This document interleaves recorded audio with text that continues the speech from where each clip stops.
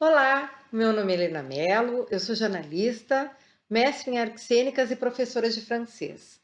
E hoje eu resolvi falar de um assunto que eu acho muito interessante e agradável, que é a gastronomia francesa.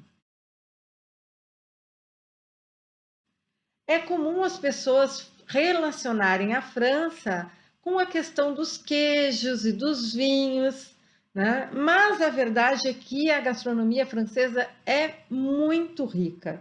E isso acabou me causando uma dificuldade de concentrar as informações que eu poderia colocar nesse vídeo. Então, eu decidi que eu ia fazer vários vídeos. Era impossível tratar em apenas um todos os assuntos relacionados a esse assunto. Mas eu queria então continuar falando sobre algumas coisas que aqui no Brasil a gente acabou conhecendo, que é o caso da baguete, do mousse au chocolat. Né? A gente tem pessoas que amam o macarrão, que é aquele biscoitinho, né? Que tem a gente quando pensa, ah, tá, é um biscoito. Não, mas tem que experimentar para ver que a textura é uma textura especial. Por isso que acabou virando, então, uma coisa tão famosa, tão conhecida no mundo inteiro, e que muitas pessoas se apaixonam quando experimentam pela primeira vez. O importante é que todas as histórias, todos os alimentos da França, todos os pratos típicos franceses, eles têm histórias enormes, eles têm mil especificidades, eles fazem questão de relacionar as informações, de contar de onde veio, contar, falar sobre cada um dos seus ingredientes. Porque tem isso, na França, o que acaba tornando então a gastronomia francesa tão especial e que todas as pessoas do mundo reverenciam, tem a ver, e que transformou na gastronomia escolhida como um patrimônio imaterial da humanidade em 2010 pela Unesco, tem tudo a ver com os ingredientes. Os franceses são muito críticos, muito exigentes em relação a isso. Por exemplo, eu conheço e desde 2015 que eu faço pesquisa sobre pratos franceses, porque eu comecei a fazer alguns pratos para comercializar. Um deles, por exemplo, é o croque monsieur. E o croque monsieur tem pessoas que vão dizer, ah, é um sanduíche metido à besta, é um sanduíche quente. Porém, se a pessoa experimenta, ela vai entender por que, que é algo que os franceses têm nos seus bistrôs. O pão vai ser um brioche, né? O queijo que eles vão usar também vai ter uma qualidade especial. Eles vão fazer um sauce bechamel, que é um molho branco. Tudo isso para montar esse sanduíche quente, que vai ficar extremamente saboroso no final. Eles não têm o hábito de fazer como nós, com um rancho, ah, eu vou comprar a comida do mês. Não, os franceses eles investem nesta questão de frequentar as feiras, de comprar os alimentos frescos. Inclusive, é uma coisa interessante que essa coisa de também não armazenar vem da passagem pela guerra da França, né? O fato deles terem passado por uma dificuldade em termos de alimento faz com que os franceses sejam mais criteriosos. Uma coisa surpreendente para muitos estrangeiros é que eles são capazes de perguntar se a pessoa vai comer presunto, por exemplo, ou vai comer alguma coisa, para quantificar o que eles têm que comprar. Completamente diferente da gente que compra antes de saber se vai fazer ou se vai receber as pessoas. Né? A gente tem um outro comportamento em relação a isso. Então, falando da questão dos ingredientes, uma das coisas que as pessoas sempre comentam é que eles usam manteiga, né? A manteiga e o vinho faz parte também de muitos dos pratos franceses. Curiosamente, embora as pessoas pensem que a comida francesa então acaba ficando uma comida que engorda, se já tem um livro que acabou virando um best-seller que era sobre por que as francesas não engordam. porque a gente vai à França e não vê pessoas gordas. Eles têm o hábito de caminhar, de andar de bicicleta, né, de se exercitar de alguma maneira, de não extrapolar durante os alimentos, durante as refeições, e então também isso interfere, mas a própria qualidade dos alimentos também colabora. Eles não vão comer, consumir em grande quantidade alimentos industrializados.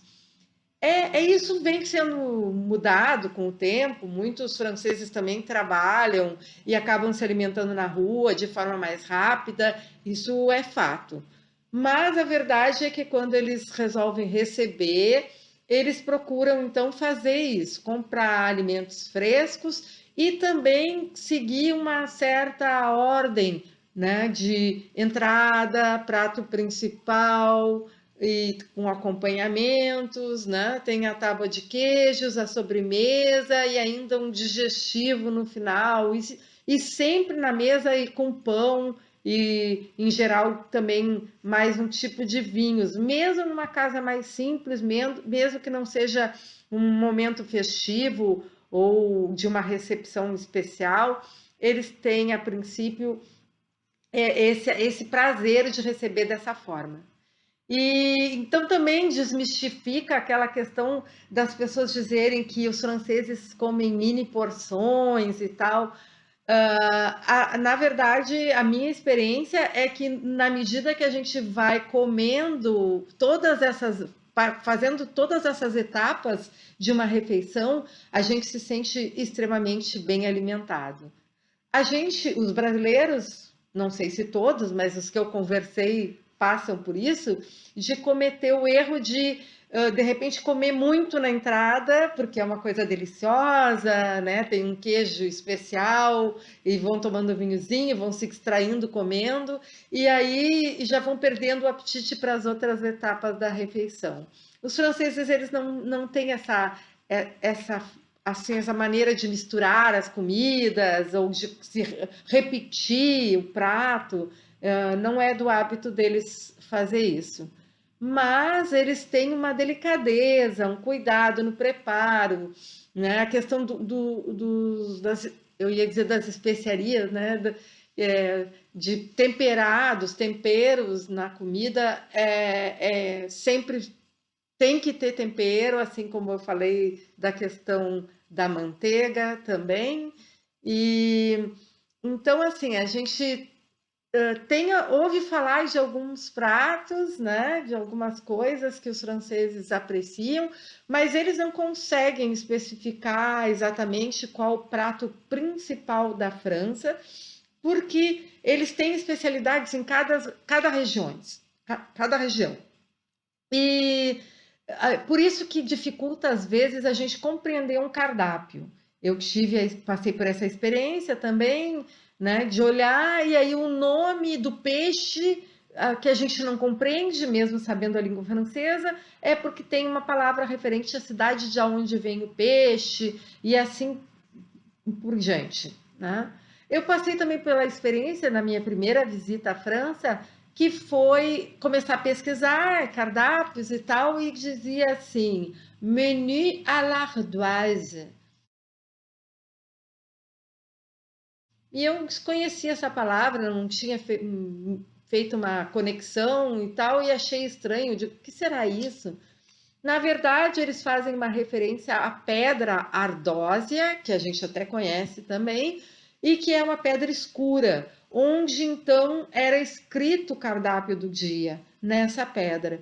Eles ainda mantêm esse nome em alguns locais, chamando então de menu à l'ardoise, quer dizer o menu do dia, né? E que funciona muito em vários lugares da França, e eles chamam de formule, né? A formule seria uma coisa parecida com o nosso combo, onde eles oferecem determinados tipos de etapas de refeição, que para mim, por exemplo, é sempre muito difícil escolher, porque eles faziam uma formule que ligava a entrada e o prato principal, ou o prato principal e a sobremesa.